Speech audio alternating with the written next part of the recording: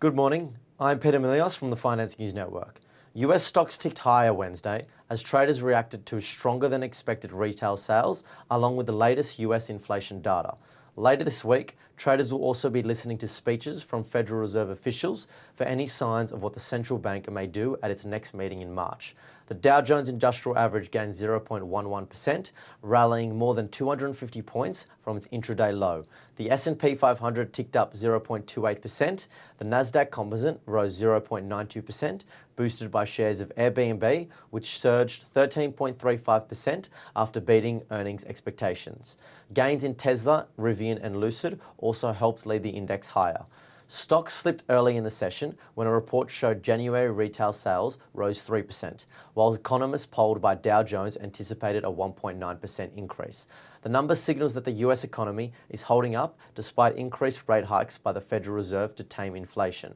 Analysts noted that the labour market's resilience is the main reason consumers continue to spend, and as long as that's the case, inflation is likely to remain sticky. It's looking more likely the Fed is going to need to raise rates higher and hold them higher for longer, higher than people currently expect, and this is going to cause markets to go through some significant volatility as stock and bond markets are priced for benign scenarios and not the more difficult one that we are headed towards. This week, investors will also continue to watch earnings results. Zillow, Shopify and DoorDash are some of the companies scheduled to report this week. In company news, Berkshire Hathaway disclosed that it has unloaded most of its holdings in Taiwan Semiconductor Manufacturing Company, a move that pushed the chipmaker's stock into the red.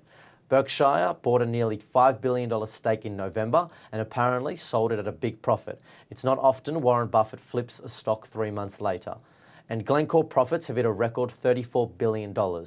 Glencore has reported record full-year earnings driven by high energy prices and the Ukraine war, highlighting how trading houses have been among the biggest beneficiaries of the energy crisis. And Australia's plans to curb China's lithium dominance has been hit by delays after Wesfarmers Limited stated that the start of the plant in Western Australia has been pushed back to the first half of 2025. Elsewhere, the 2 other Western Australia refineries are yet to begin commercial scale export after delays and cost blowouts. S&P 500 sectors closed mostly higher overnight. Communication services and consumer discretionary were the biggest winners, whilst energy was the biggest underperformer. The SPI futures are pointing to a 0.5% gain. Thank you for listening.